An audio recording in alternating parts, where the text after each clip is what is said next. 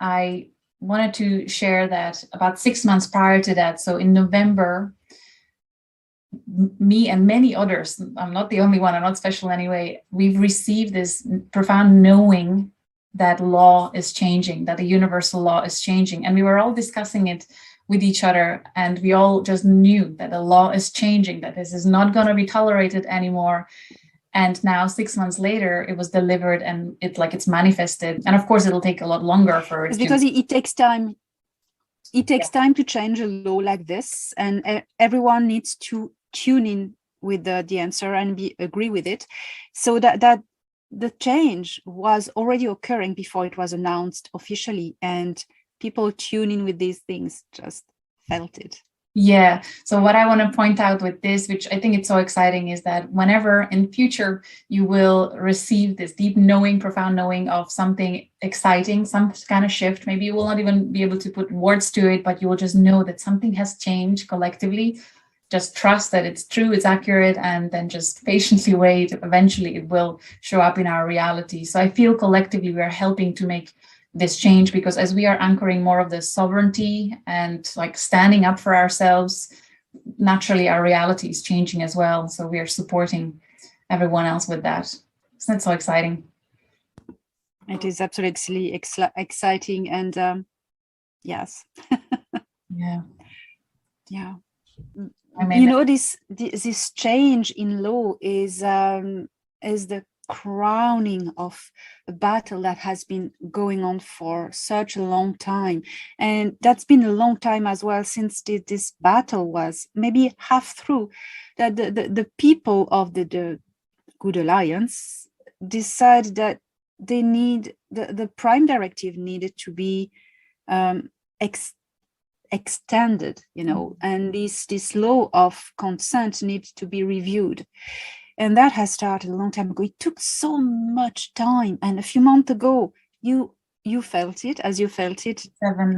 It was about to be done. Everybody had agreed. And it changes a lot of things. And it felt in alignment with the arrival of Council of Nine. What's the name for these? The nine. Yes, they arrived in October. When they arrived, that's when that knowing came. Yes. We didn't even know that they arrived, but it was in around that time that this shift occurred in the whole. We all felt it. I feel that they somehow must have.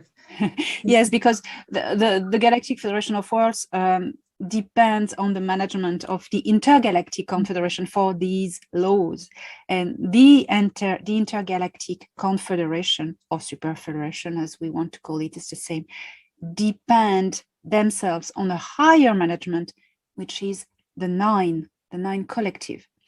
And the 9 collectives are the 9 manifestation of Source. So they make the laws, So it had to go up the scale and then down again. And it worked. And that was a moment when the Intergalactic Confederation, the Cedars, came back into our star system, bringing the frequency of this change. It's been approved, it's being done. Yeah. And a few months later, here we go. We have the Codex of Laws, the Prime Directive in this galaxy that was officially upgraded, and that's everything falls in places.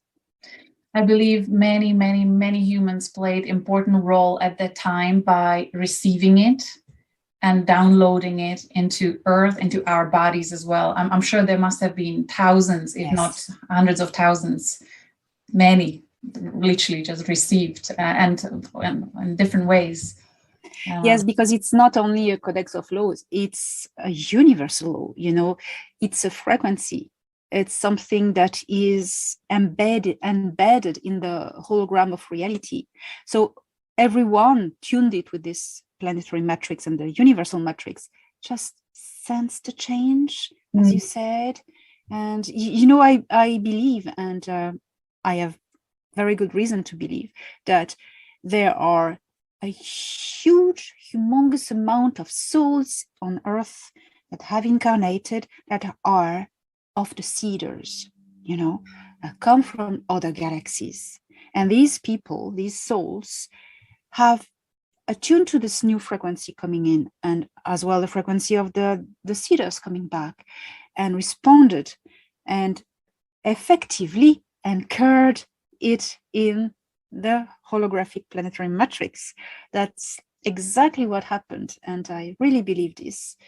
I feel it's true. And also the crews of the arcs who are also responding to the frequency call and awakening and remembering. This is absolutely exciting. Wow, I feel so much energy right now. So around November, I 3-4 times a year, I take time to really go in and meditate and just see what happens. And I use the holotropic breath work, where you help your brain really going into theta or gamma frequency, and sometimes even natural DMT is released as a result of that. You can just Google or YouTube holotropic breath or G breath, and it's very simple cycle. You repeat it, and then you open up. So on that day, I was meditating on the sacred geometry. I just had the flower of life like that, but also with Metatron Cube in it. I was on my bed. The thing was about 2 meters in front of me, and I just opened to whatever is relevant. And with my eyes open, I was staring at that geometry, and it became alive. And it was escalating. The whole thing came alive, and it was transmission through sacred geometry at that time, until eventually got to the Council of Nine. But there were no words, there was no sound. It was just alive sacred geometry. And I know many others have experienced it. So that's why I want to share it, to validate all of us, I suppose. So the thing started kind of communicating the story of Creator, and to kind of, changing different shapes. And somehow my brain understood it. I think because I was facilitating QHHT sessions for so many years, sitting in that state for so long, then doing astrology and seeing how many different star systems are connected. I feel my brain was kind of trained to receive this transmission and understand it. So it was just, speaking the story of Creator from the very beginning to how it spread, and how the sacred geometry is embedded in everything, exactly as you said. That's why I had goosebumps, because it was part of the message that it all is one.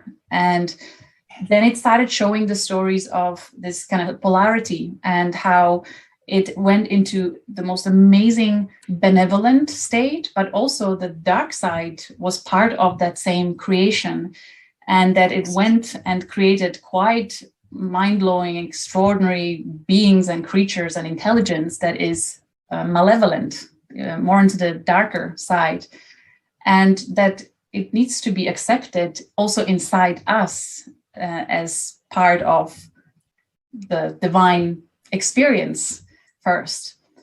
And so as this was coming through and I was tapping more into this darker story, I said, okay, this feels very masculine. I only sense the divine masculine transmission here. Where's the mother in this? Where's the feminine? And as I said that, the lines of the geometry receded into background, and then the energy that runs through the lines came forward. And the knowing was, I'm right here. I'm the energy that runs through the lines, and the lines are the masculine and the energy is the feminine. So that was so amazing. Wow. And then, so we were asked to accept both the light and darkness as part of one, to stop fighting it as wrong, as something is wrong with the universe, and just accepting it as a learning experience that we all wanted to go through, because Creator himself, herself, wanted to have that experience.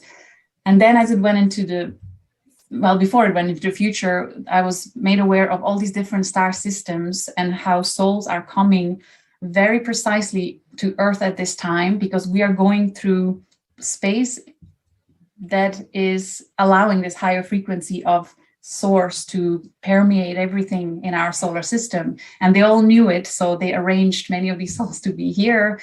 And to bring, the purpose of it mainly is to bring memories of ancient trauma and conflicts of polarity, to bring them into our brains, into our conscious awareness, and at the same time connect to higher awareness of unity and love and understanding and acceptance, and just make peace with what was. what is and what will be.